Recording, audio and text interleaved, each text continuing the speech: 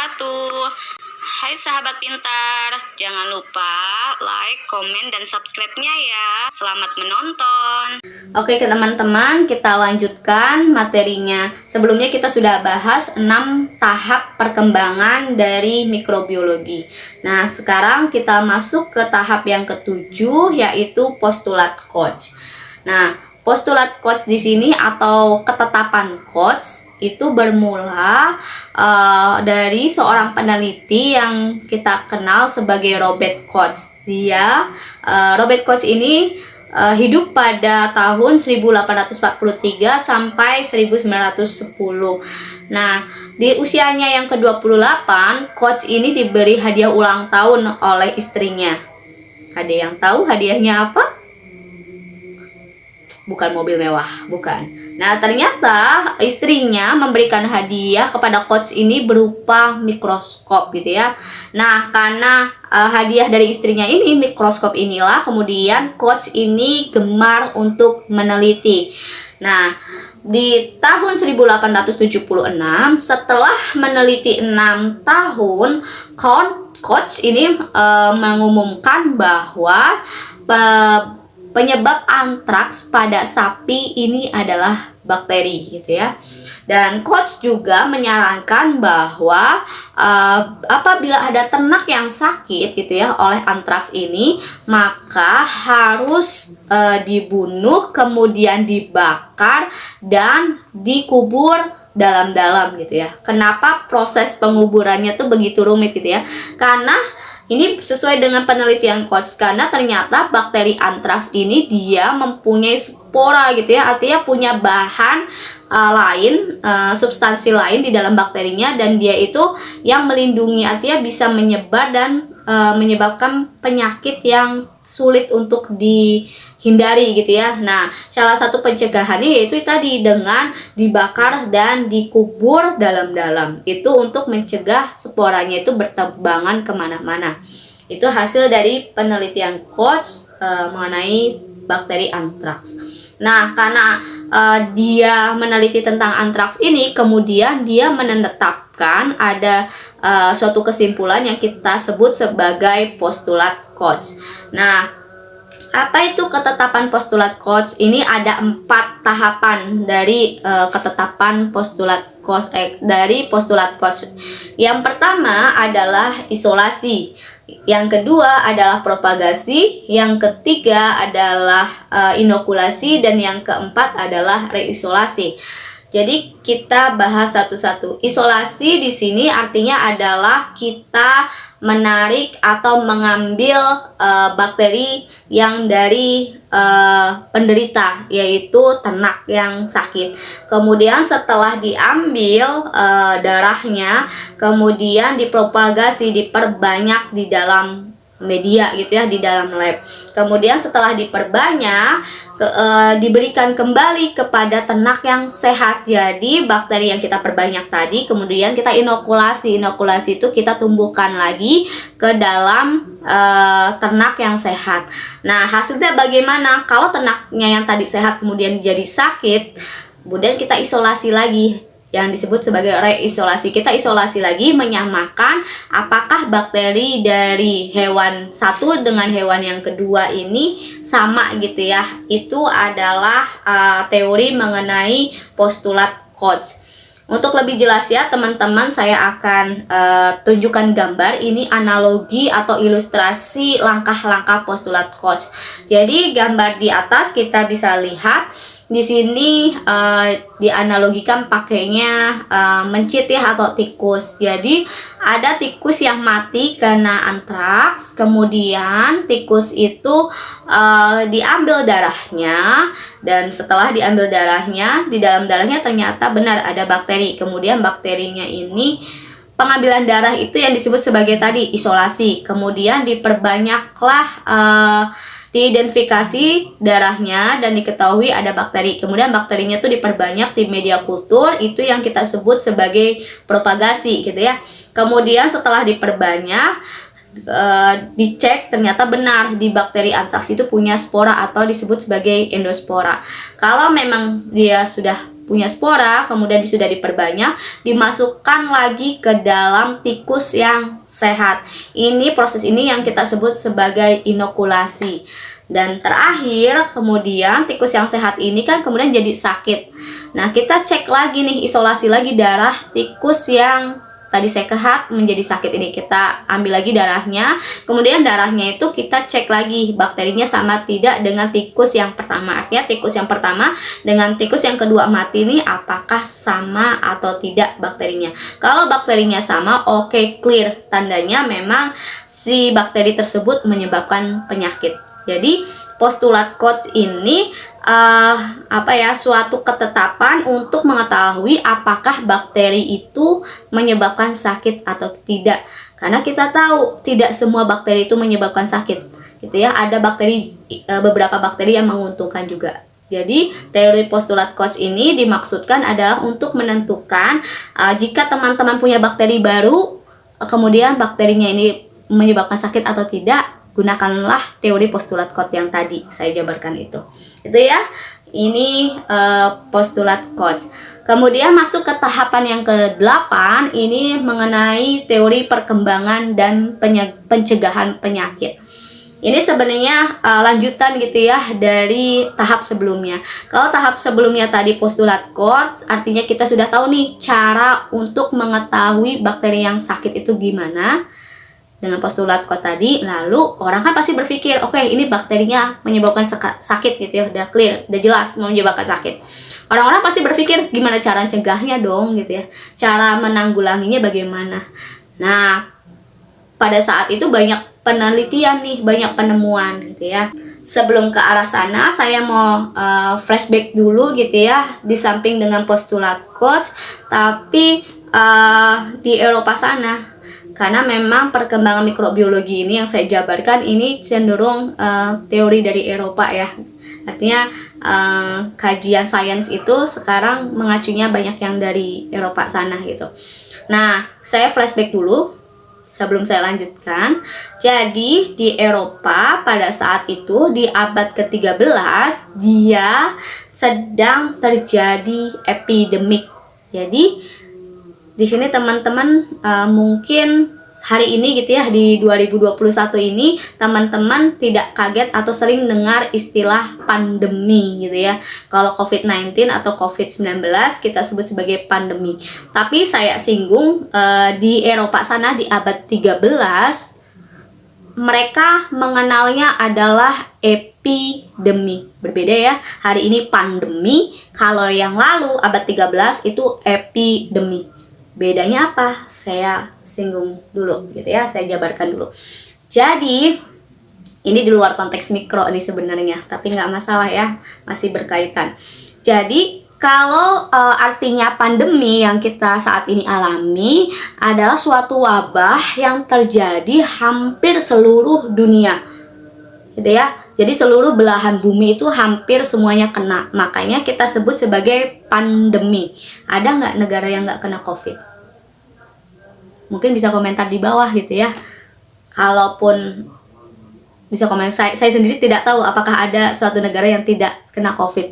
Yang saya tahu mungkin dia terkena tapi lepas dengan cepat gitu ya. Artinya dia bisa sukses penanganannya dengan cepat itu. Itu ya, balik lagi. Jadi kalau pandemi itu hampir seluruh dunia. Nah, kalau epidemi ini hanya sebagian dunia.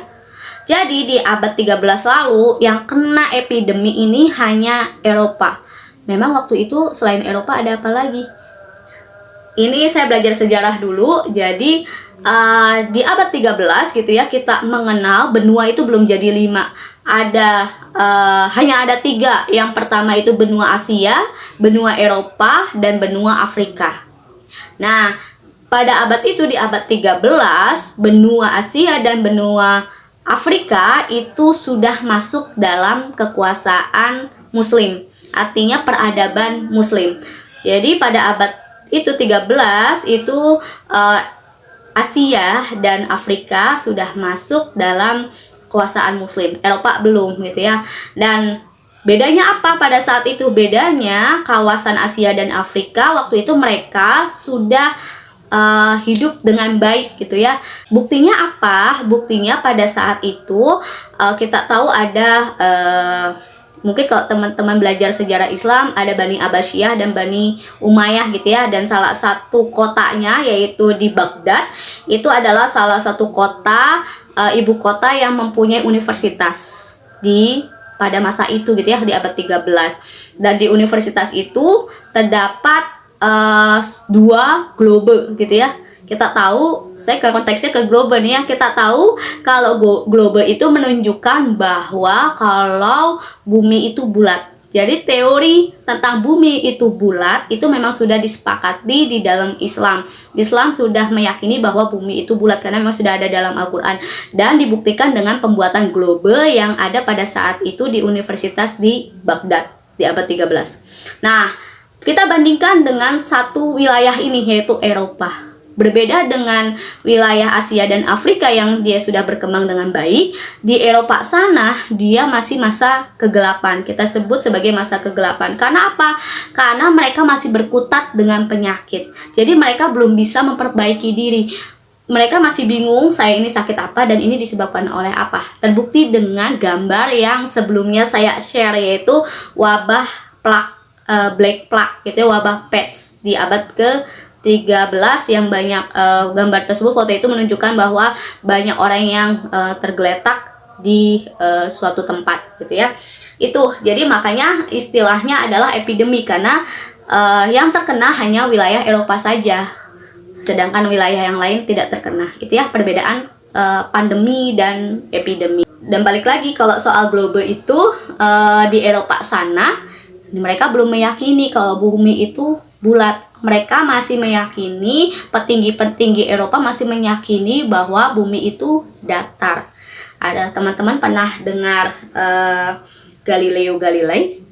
Galileo ini kan pada akhirnya itu matinya ini dibunuh ya sama petinggi. Kenapa? Salah satu faktornya adalah karena Galileo Galilei ini menyatakan bahwa bumi itu bulat. Sedangkan petinggi di Eropa sana masih meyakini bumi itu datar. Jadi tidak sepahaman, makanya dia dihukum oleh petingginya. Itu ya, itu intermezzo di luar dari mikrobiologi. Oke, kita lanjutkan ke mikrobiologinya. Jadi epidemi ini wabah terjadi di Eropa di abad 13 gitu ya, tepatnya di 1347 sampai 1350. Nah, kemudian dari situ berkembang tuh tadi teori-teori yang tahap-tahap sebelumnya.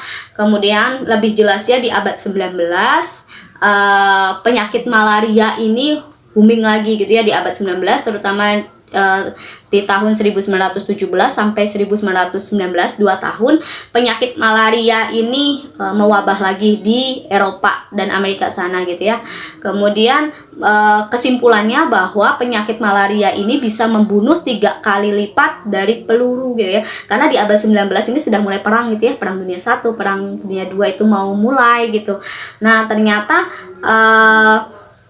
penyakit malaria ini lebih gampang membunuh manusia dibandingkan dengan tembakan gitu ya. Ini yang kita sebut sebagai bioterorisme. Karena kesimpulan inilah saat ini gitu ya, teroris ini tidak lagi menggunakan peluru, tapi yang paling mudah itu dengan menggunakan agen biologi yang kita sebut sebagai bioterorisme. Mungkin lain kali saya akan bahas terkait apa itu bioterorisme dan gimana cara kerjanya gitu ya. Next di materi selanjutnya setelah ini gitu ya. Jadi teman-teman tetap tonton YouTube channel saya ini ya. Jangan lupa subscribe juga. Oke, kita lanjutkan. Jadi teori perkembangan pencegahan penyakit ini seperti itu ya. Kemudian pengetahuan bahwa mikroorganisme merupakan penyebab penyakit, ilmuwan lebih memusatkan perhatian tentang cara pencegahan dan perlakuannya. Nah, di tahap selanjutnya ini sudah mulai pencegahan nih. Pencegahan yang pertama yaitu penemuan antiseptik.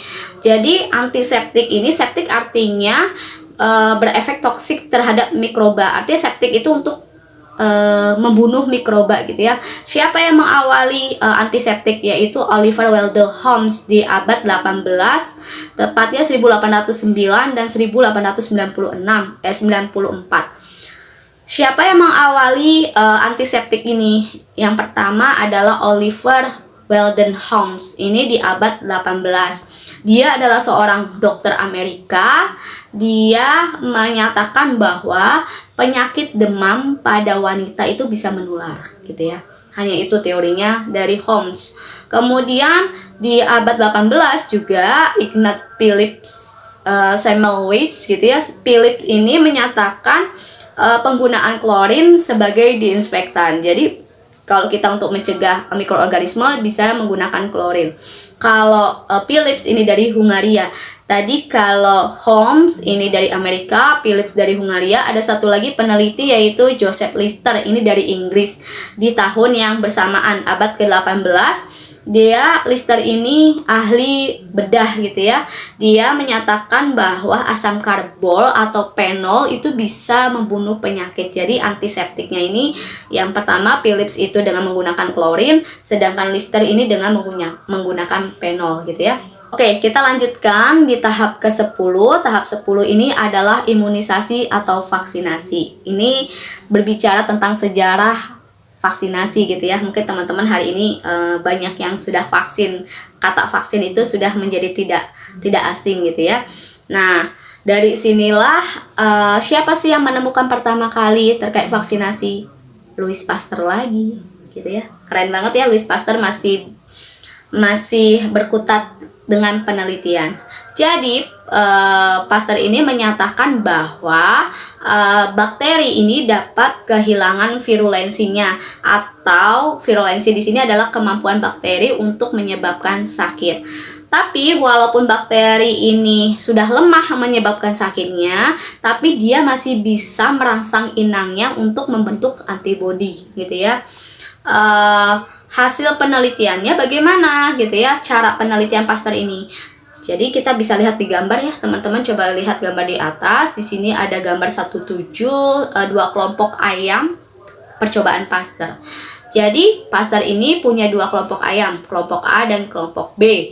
Yang pertama, kelompok A ini ayam sehat, kemudian diberikan biakan murni bakteri kolera. Jadi ini yang digunakan adalah bakterinya bukan antraks tapi kolera. Jadi bakteri kolera umurnya 8 minggu dimasukkan ke dalam ayam yang sehat gitu ya. Karena umurnya sudah 8 minggu bagi bakteri itu sudah tua ya teman-teman. Jadi bukan masih muda tapi sudah tua. Nah, bakteri tua ini dimasukkan ke ayam yang sehat. Ternyata apa yang terjadi? Ayamnya tetap sehat. Karena bakterinya sudah tua, dia tidak menginfeksi gitu, tidak menyebabkan sakit. Oke, clear gitu ya. Jadi ayamnya masih sehat. Kemudian kelompok yang kedua, yang B. Yang B ini si Pasteur itu punya bakteri yang muda. Jadi dia bikin suspensi bakteri yang baru jadi gitu ya. Baru jadi sehari. Kemudian bakteri baru jadi ini dimasukkan ke dua kelompok ayam. Yang pertama kelompok ayam yang A tadi, yang awal udah dikasih bakteri tua, dan kelompok ayam yang kosong, artinya yang belum dimasukin apapun. Dua-duanya sehat gitu ya. Dua-duanya si ayam sehat dimasukkan bakteri yang masih muda, bakteri kolera yang masih muda. Hasilnya bagaimana? Hasilnya ternyata ayam yang A yang sudah diberikan bakteri tua sebelumnya, dia tetap sehat dong. Yang mati yang mana?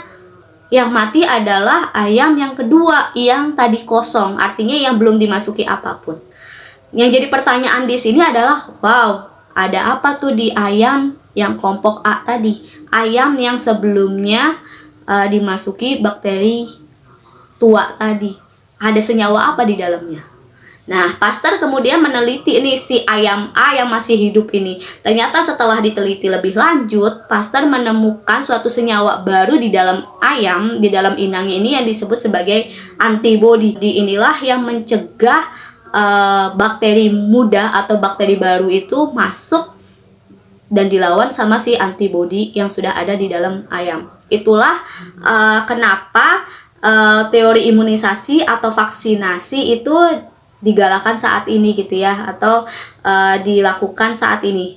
Jadi berharapnya Imunisasi itu artinya adalah bakterinya dilemahkan, jadi kita tidak menyebabkan sakit, tapi kita bisa membentuk antibodi. Jadi suatu hari nanti kalau kita ketemu sama bakteri yang lebih fresh gitu ya, yang lebih baru, tubuh kita sudah tidak kaget, tubuh kita sudah tahu cara untuk melakukan penyerangan dengan bakteri yang baru masuk itu.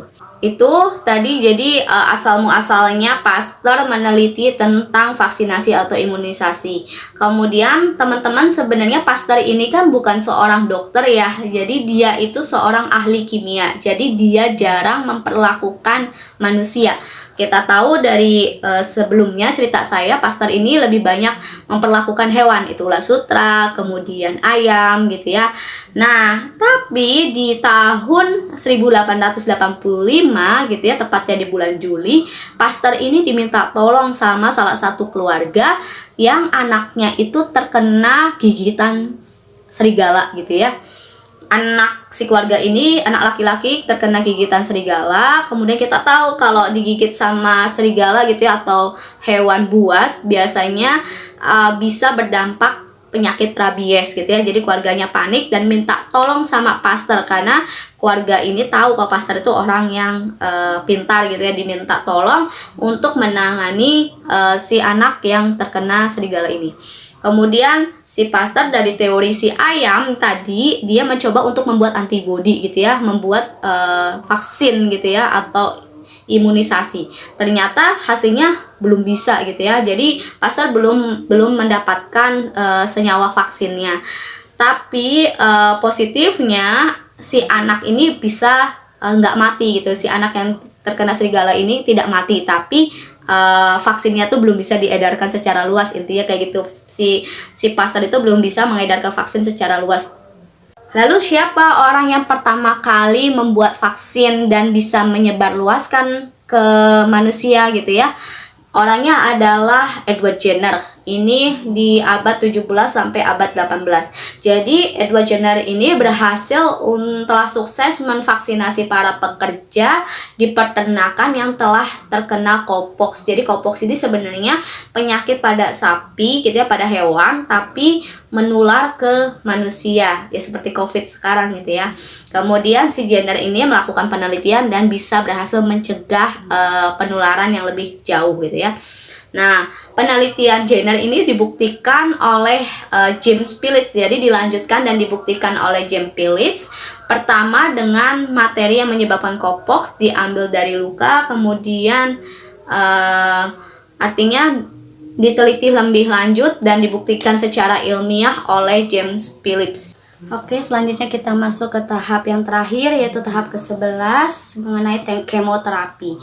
Kemoterapi di sini maksudnya adalah terapi dengan senyawa kimia. Apa itu senyawa kimia yang dimaksud? Adalah antibiotik. Jadi penemuan antibiotik ini merupakan perkembangan yang signifikan dalam dunia mikrobiologi. Kapan pertama kali ditemukan antibiotik? Yaitu di abad 19 oleh seorang peneliti namanya Alexander Fleming. Jadi Fleming menemukan senyawa penisilin gitu ya, nama antibiotiknya terdapat pada Penicillium notatum. Ini adalah nama jamurnya. Fleming menduga bahwa jamur tersebut menghasilkan senyawa yang mampu menghambat bakteri. Kita tahu kalau senyawa antibiotik itu adalah senyawa untuk menghambat pertumbuhan dari bakteri. Tulisannya mengenai hal tersebut tidak mendapat perhatian. Jadi Fleming itu sudah baru menduga, artinya baru menduga, kemudian dia tulis dalam catatannya, kemudian tidak ada yang respon awalnya. Baru direspon setelah 10 tahun kemudian setelah ditulis oleh Fleming. 10 tahun kemudian peneliti dari Universitas Oxford gitu ya mencoba menemukan senyawa yang dimaksud oleh si Fleming ini. Nah, hasilnya gitu ya dari peneliti di Oxford ini ternyata benar gitu ya, dan sebagian dari risetnya ini digunakan untuk mengobati korban perang pada saat perang dunia gitu ya. Nah, siapa sih peneliti di Universitas Oxford ini? Namanya adalah Howard W. Florey dan Erskine. Jadi melakukan penelitian mengenai penisilin dan hasilnya sangat memuaskan. Kemudian penisilin ini selanjutnya dianggap sebagai miracle drugs atau obat keajaiban gitu ya, karena bisa mengobati infeksi bakteri. Nah, hasil penelitian dari Florey, Chance, dan Fleming ini, kemudian mereka bertiga mendapat Nobel untuk penemuan tersebut. Yaitu tahapan terakhir dari perkembangan mikrobiologi di abad ke-19. Untuk abad ke-20 ini memang belum ada penelitian yang signifikan ya. Jadi masih perkembangan dari antibiotik.